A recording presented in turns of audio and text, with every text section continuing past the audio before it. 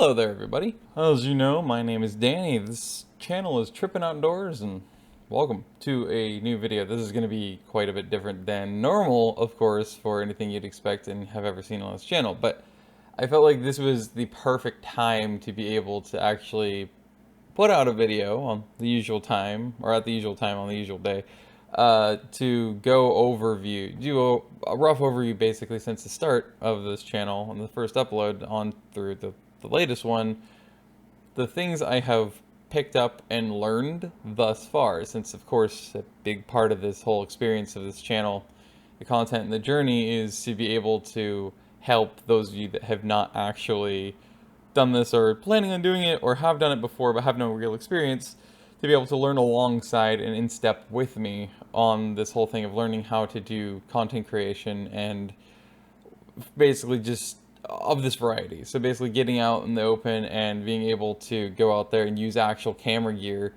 to capture everything while you're doing everything on your own by yourself, including the editing, but specifically in the field, because this is, I might have had 6.5 years worth of experience doing stuff right here in my little area of our apartment, creating content in front of a webcam or just in general with a microphone, but it's entirely different to go out in the real world and go out there and do things while also recording with actual camera gear. It's an entirely different dynamic, entirely different set of experiences.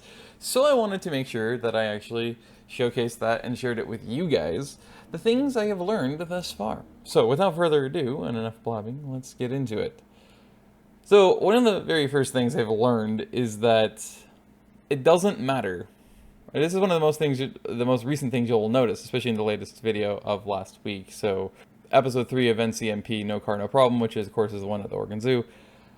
It goes to show that it doesn't matter how many times you check, double check, triple check, quadruple check whatever you're recording your audio on or whatever else, you can still end up finding that things just didn't work right for whatever reason.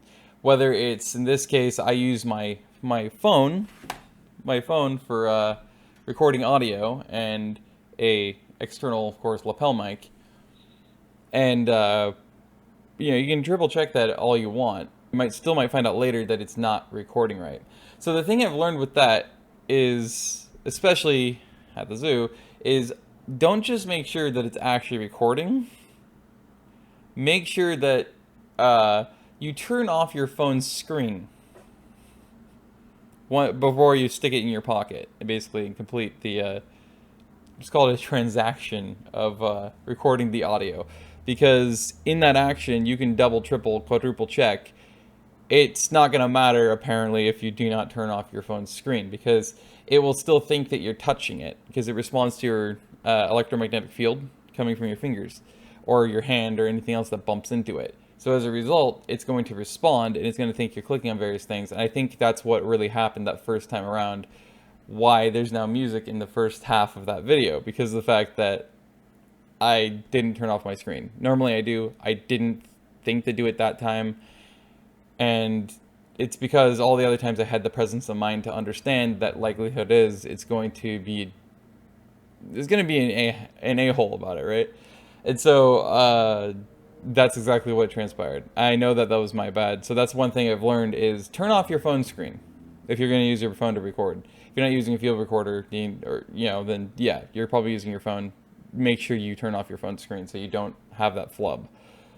Second part of that lesson is obviously the fact that no matter how hard you try and how much of a presence of mind you have and how aware you are of various things and potentialities and all this other stuff with that kind of thing, you might find that your brain just isn't willing to cooperate. At certain points, it's going to drop certain bits of information. It's going to suddenly lack presence when you need it most, or awareness when you need it most, a thought when you need it most. You might find that now your body is telling you, or your brain is just kind of went absent and you forgot something.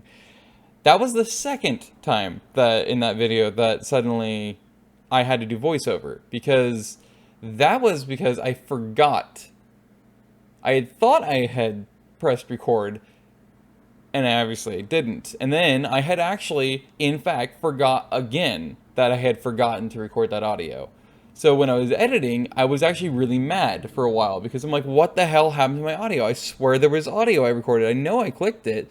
Then I realized I didn't. And the distraction that distracted my brain from being able to have the presence to remember to push record was the fact that in order to, for me to feel like I needed to start recording my audio, normally what I do is I press record and then I do not touch my phone until I'm done recording audio for whatever the video I'm recording. It can go on for hours, or I check in every 40 to 60 minutes to see if it's still recording.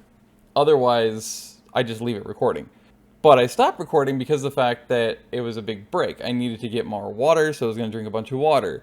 I needed to replace the batteries in my camera because of the fact that the batteries died. And of course, I have a bunch of spares now, so I was going to replace the batteries. I also wanted to just kind of take a little bit of a break before I officially went to start recording and capturing videos. And I was actually asking how many of you guys had watched the Wild Kratts, which then later became Zaboomafoo, because of the whole ringtail lemur thing. All I can ever think about is freaking garbanzo beans. Every time I think of garbanzo beans, otherwise known as chickpeas, my brain immediately thinks, Zaboomafoo! I was just wondering, like, how many of you actually remember those days? I don't know if any of you ever watched that or were familiar with it. But growing up as a really little kid, that was one of my go-to shows. Which for me was kind of an important thing, because it was a really fun little bit of trivia slash, nostalgia factor. And that was a big part of my memories as a kid growing up in regards to, like, tech stuff,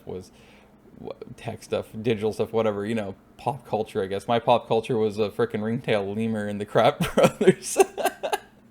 But, yeah.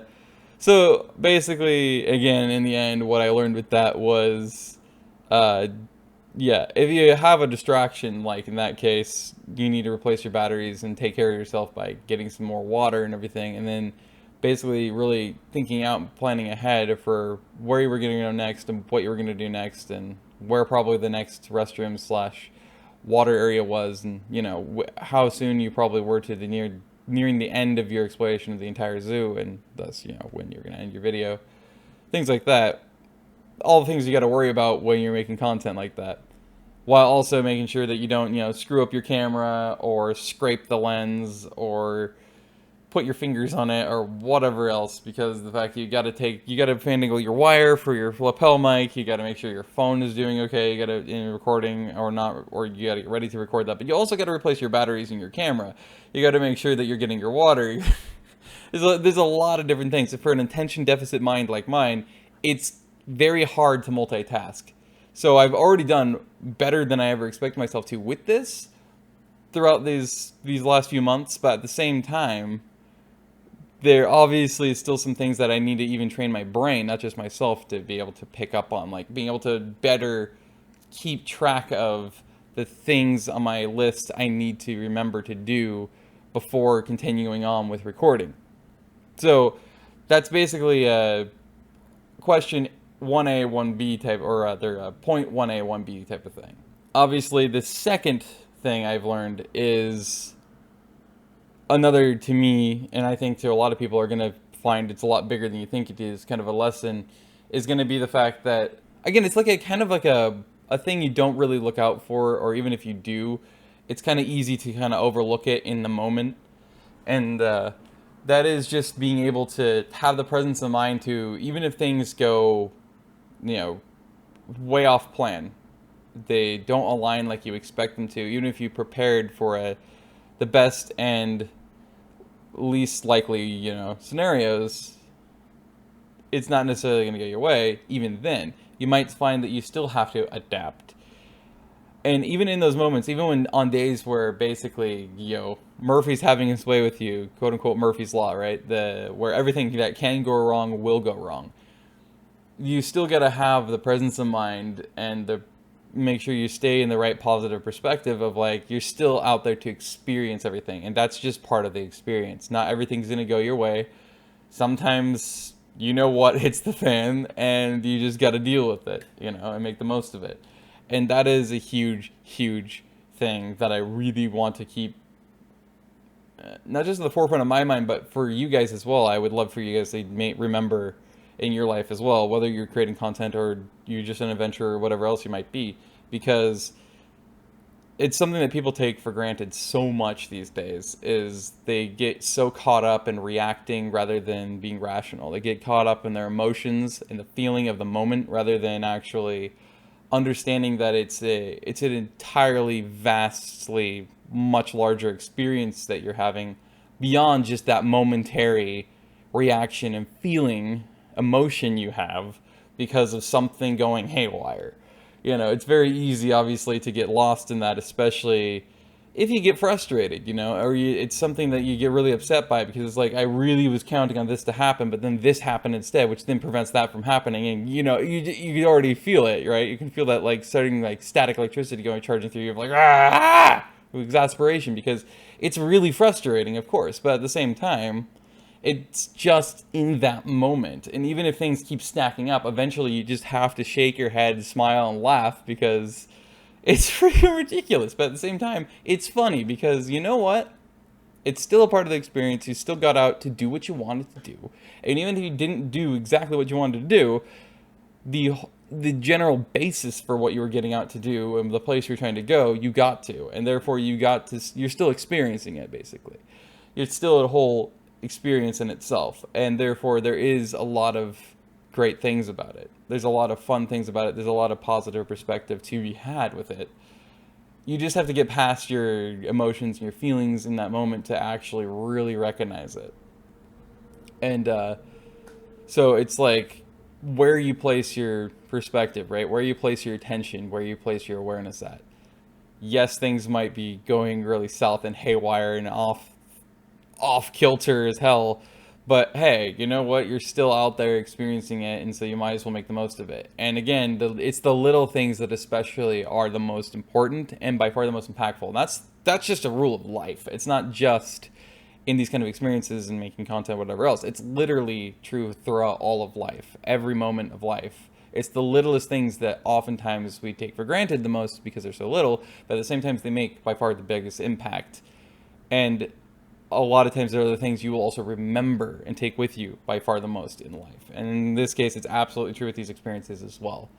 I would say probably the third major lesson I've learned throughout this, although I kind of expected to learn this on my own anyway, in general, before, and that was, before I even started this actually, was the concept and the reality that, whether you normally have social anxiety or not, or whatever else, and whether you normally, maybe you're the opposite, maybe you normally are just, you just know it's intelligent not to care about what other people think about you, what other people assume, or what other people say, or whatever else, right? The perceptions of random strangers or even people who might be acquaintances or neighbors or whatever of you because they see you seemingly talking to yourself or to a camera, like, obviously there's a lot of cliches around that. You're very shallow, arrogant, self-righteous, naive, whatever else, you know what I mean? You live in your parents' basement, or all the cliches, right? The thing is everybody's got to start somewhere. You're starting from somewhere. It might even be the rock bottom for you. That's great, actually. That's a good thing because everything is baby steps. You got to take little steps up in order to progress correctly, and in the way that's the way that you progress naturally, right? So the only real progression out there is just taking it step by step. Even if the world's screaming at you, don't do it, you look stupid or whatever else, you got to keep stepping up. Now, my point for mentioning that is I used to have social anxiety really bad. I haven't had it for about a year. But for whatever reason, every time I go out there, I feel really, really awkward, weird, a little bit anxious and vulnerable to start talking to you guys on the camera. I feel like actually NCNP episode 1, the one at Jackson Bottom, especially in the introduction, really shows that. Like, even my cousin pointed out exactly what I knew I was doing in the moment. I was having a hard time looking in the camera. I was looking all over the place, but I wasn't really addressing or looking at you directly. And if you listen to me, you can tell I'm just awkward as heck. The reason why is because again, I'm not used to doing that. That sparks some social anxiety up because it feels really, really wacky weird. But it's really because you're not used to it. The only way you can get used to something and learn to enjoy it properly and do it right is if you go outside of your comfort zone. You say, screw you, kick yourself in the butt, and do it anyway. You push yourself to do it, and you keep doing it. And then eventually, you won't care anymore about how people look at you or perceive you, and that anxiety will be gone and everything else. Obviously, it's a step-by-step process as well. It's not going to be immediate. It's not going to be really quick, although for some people it can be extremely quick. For me, it's quicker than I expected it to be, but it's still, I have some ways, I have a few steps to take and a ways to go with it. But all in all, especially at the zoo, I found myself far more comfortable doing it and just talking in front of people in general. In fact, actually, I feel like when I was out there, that very crowded, I guess, outdoor mezzanine area, the amenities area, whatever you want to call it, where they had the restaurants, they had the seating areas, the landscaping, the drink carts that had 50,000 light year long lines for probably highly overpriced areas, the bathroom and all that stuff, around the elephant and orangutan area. Like, you could see me actually directly look at you guys and address you. I didn't have, and you can even hear, I was a lot more comfortable. I didn't have as much. So I'm already making a lot of progress. So my encouragement is, do not be deterred. It's very easy to succumb to being deterred by your own inner questioning, your mind doing the typical thing human brains do, which is always trying to get you not to do something that's outside of your comfort zone, or that you're not used to, that you haven't done before, or whatever else it is, that you might get judgment, and then it starts to judge you. It starts to judge itself, basically, and you and everything else. Don't listen to your freaking mind. Don't pay attention to the people who give you the weird sneers or the stupid looks, or the looks of like, what is wrong with you? Or even if they approach you and say, you're weird, or like, what are you doing? Like, why would you do that? It's like, if anything, use that as encouragement that you're making progress. Obviously, you're doing the right thing, and that actually, in a way, that's an opportunity for you to tell them exactly what it is, which technically is a free advertising thing for yourself. You get to point out, oh yeah, I make videos on YouTube. This is my channel. This is what I do. This is why I'm doing it. Technically, it actually works in your favor to have people approach you and be like, what is wrong with you? Well, let me tell you. Like, great. They might think you're an idiot, but that's just more power to you, because at the same time, they've given you a platform to express yourself and point it out, and technically that's beneficial for you. So there's another way to look at it, right? If that happens. I haven't had that happen before, but doesn't mean it won't. But at the same time, the point is, don't be succumbing to don't give in to your mind, don't give in to your lack of comfort, because the only way you're going to ever learn to get comfortable with that, learn how to do it and accept it, is if you push yourself outside of your comfort zone into that, step by step, keep doing it, and eventually you will grow to like it and become comfortable with it. You will learn it, because that's the only way we do learn. That's the only way we do progress, is if we actually keep kicking ourselves in the butt and saying, no, you will do this. We're going to do this. Because otherwise, we're just going to stay stuck stagnant in the same place we've been forever. Like debris in a slough. It's just not going to work well. So that's the third biggest thing. Because I, again, was very surprised of how quickly I'm becoming comfortable with that. But I was also surprised by the social anxiety that had been gone for like a little over a year, suddenly kind of approached me. And I was like, well, this has been a long time since I felt this feeling.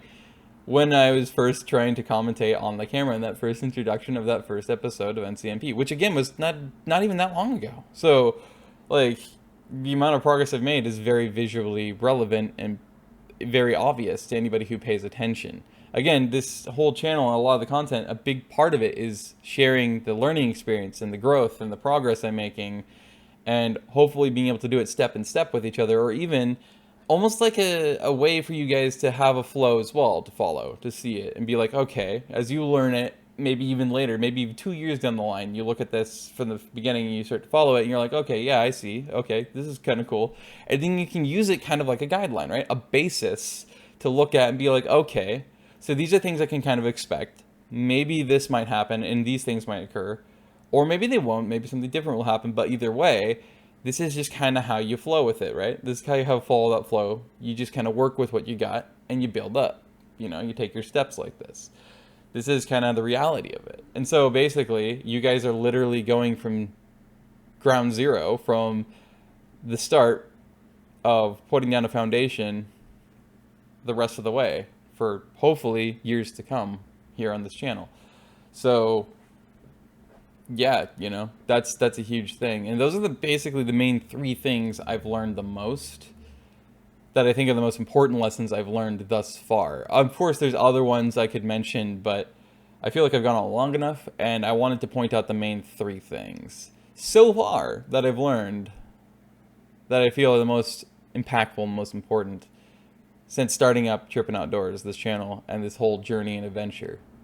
With that said, I hope you guys, if you haven't subscribed yet, do subscribe, join the community, and grow and enjoy the journey along with me, the whole experience of it all, and the adventures we go on. It's so much fun to interact with people and see how much a lot of you guys have enjoyed a lot of the stuff I've done, and this is absolutely a dream for me. I absolutely thoroughly enjoy this. It absolutely fits with passion, and yeah, I know it's gonna grow and it's gonna exponentially explode eventually here pretty soon, hopefully. But it's just, again, it's a learning experience for everybody, right? Not just me, but it takes you guys on that experience and journey with me of growth and progress and everything else. And that's one of the big calling cards, I feel like, what makes this channel, and thus this hopeful growing community, something that you guys can enjoy and recommend to other people a lot as well. Hope you got the gist. Hope you learned something new. I hope you enjoyed something. And yeah, get out there and enjoy yourself. Don't live in fear, live in freedom. Enjoy yourself.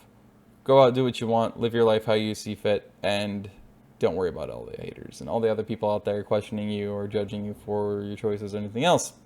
Just be you. Enjoy yourself. Do what you want and live your life how you want. Everything. And stay safe out there, and I hope to see you around. Until then, until next time, thank you guys for sticking around, viewing videos, and I'll see you later. Have a nice time.